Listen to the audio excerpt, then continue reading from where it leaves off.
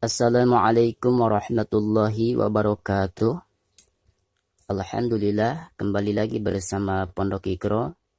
Dan pada kesempatan kali ini insya Allah kita akan belajar menerapkan hukum tajwid ke surat Al-Qadr. Baik sahabat semuanya, mari kita mulai pelajaran kita kali ini. Mudah-mudahan bisa bermanfaat. Bismillahirrahmanirrahim.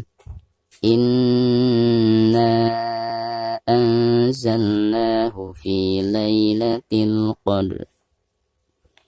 Perhatikan, di sini ada dua hukum. Yang pertama, nun yang bertasydid adalah merupakan huruf gunnah, maka cara membacanya itu harus ditekankan disertai dengan gunnah dua harokat. Inna. Hukum yang kedua yaitu ketika memanjangkan bacaan na-nya dihukumi mad jaiz munfasil karena ada mad tabi' alif lalu berhadapan dengan huruf hamzah di lain kalimat antara kalimat inna dan kalimat anzalna, maka dihukumi mad jaiz munfasil dan dibacanya bisa 4 sampai 5 harokat. Inna anzalna. Ada nun sukun atau nun mati lalu berhadapan dengan salah satu huruf ikhfa. Di sini huruf zai, maka cara membaca nun sukun tersebut itu harus disamarkan disertai dengan dengung. Anzalna dibaca dua harkat karena dihukumi mad tabi'i. Fi lailatil, fi mad tabi'i dibacanya dua harkat karena ada harkat kasroh fi lalu berhadapan dengan ya sukun. Lailatil, alif lam qamariyah karena ada alif lam berhadapan dengan huruf qamariyah, di sini huruf qaf, maka cara membaca alif lamnya itu harus dizahirkan. Qadr. Perhatikan, ada huruf dal sukun sekaligus posisinya ada di tengah-tengah bacaan, maka dihukumi qalqalah sugro dan cara membacanya itu harus dipantulkan dengan suara pantulan yang tipis. Sekaligus apabila diwakafkan maka huruf terakhirnya yaitu huruf ro harus dibaca sukun ya. Jadi pertama kita qalqalahkan huruf dalnya lalu diikuti dengan suara ro sukun. Fi lailatil qadr, seperti itu. Baik, selanjutnya wa ma adraka ma lailatul qadr. Wa ma dihukumi mad jaiz munfasil karena ada mad tabi' alif lalu berhadapan dengan huruf hamzah di lain kalimat antara kalimat wa ma dan kalimat adraka, maka dihukumi mad jaiz munfasil dan dibacanya bisa 4 sampai 5 harokat. Wa ma adra, huruf dal sukun sekaligus posisinya ada di tengah-tengah bacaan, maka dihukumi qalqalah sugro dan dibacanya harus dipantulkan dengan suara pantulan yang tipis. Adra, ro-nya dipanjangkan dua harkat karena dihukumi mad tabi'i. Ma lailatul, ma dihukumi mad tabi'i dibacanya dua harkat karena ada harkat fathah ma lalu berhadapan dengan alif sukun seperti ini ya. Lailatul qadr, lailatul, alif lam qamariyah karena ada tanda sukun di atasnya seperti ini. Qadr, dal sukun sekaligus posisinya ada di tengah-tengah bacaan, maka dihukumi qalqalah sugro dan dibacanya harus dipantulkan dengan suara pantulan yang tipis. Sekaligus huruf terakhirnya itu harus disukunkan apabila diwakafkan ya. Jadi apabila diwakafkan maka huruf ro-nya itu harus disukunkan. Jadi pertama kita qalqalahkan huruf dalnya lalu diikuti dengan suara ro sukun. Qadr, seperti itu. Baik, selanjutnya Lailatul qadri khairum min alfi syahr. Lailatul, alif lam qamariyah karena ada tanda sukun di atasnya seperti ini. Qad, dal sukun sekaligus posisinya ada di tengah-tengah bacaan, maka dihukumi qalqalah sugro dan dibacanya harus dipantulkan dengan suara pantulan yang tipis. Qadr, seperti itu ya. Qadri khairum min alfi.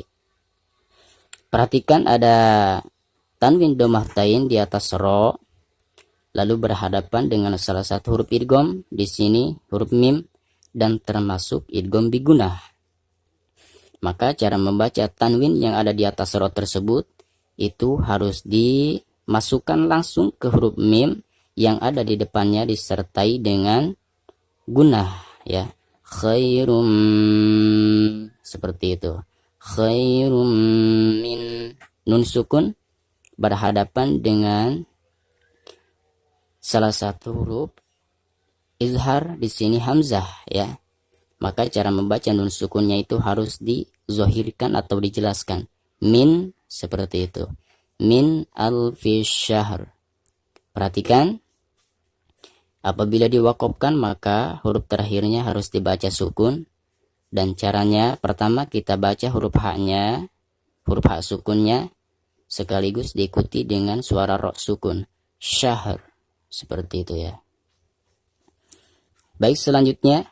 Tanazzalul malaikatu warruhu fiha biizni rabbihim. Tanazzalul, alif lam qamariyah, karena ada tanda sukun di atasnya seperti ini. Mala di sini dihukumi mad wajib mutasil karena ada mad tabi'i lalu berhadapan dengan huruf hamzah dalam satu kalimat ya. Maka dihukumi mad wajib mutasil, dan cara membacanya itu harus dipanjangkan sampai 5 atau 6 harkat ya. Warru, dari bacaan wa langsung ditasilkan ke huruf ru karena alif lam di sini dihukumi alif lam syamsiah, jadi tidak dianggap atau tidak dibaca ya. Warru, ketika membaca ru-nya ini dipanjangkan 2 harakat karena dihukumi mad tabi'i. Ada harakat dhammah ru lalu berhadapan dengan waw sukun. Warruhu fiha, fi dihukumi mad tabi'i dan dibacanya 2 harakat. Fiha ini juga sama mad tabi'i karena ada harakat fathah huruf ha ya, lalu berhadapan dengan alif sukun. Biizni rabbihim. Perhatikan ada tanda seperti ini menandakan bahwa boleh berhenti dan boleh lanjut ya. Yang dinamakan waqaf jaiz ya.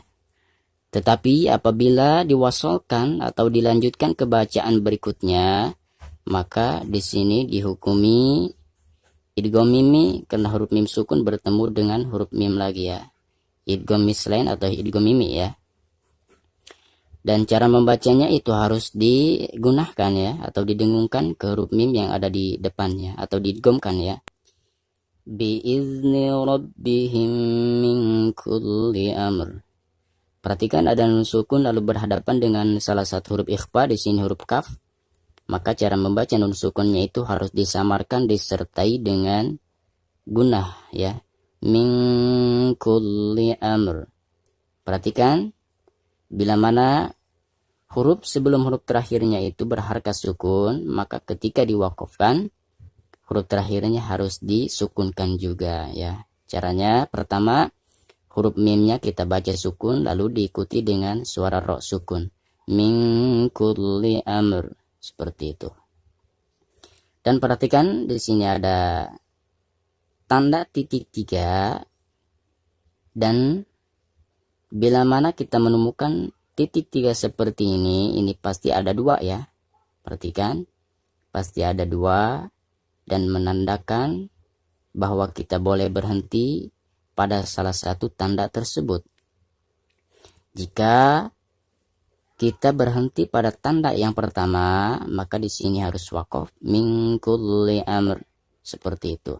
Tapi jika kita memilih berhenti pada tanda yang kedua, maka di sini harus diwasolkan min kulli amrin salam, seperti itu. Sekaligus tanwin yang ada di bawah ro tersebut harus dibaca samar disertai dengan gunah atau dengung ya, karena ada tanwin berhadapan dengan salah satu huruf ikhfa di sini huruf sin. Min kulli amrin salam. Di sini mad tabi'i dibacanya 2 harakat ya. Selanjutnya hiya hatta matla'il fajr. Hatta mad tabi'i dibacanya 2 harakat. Maupo.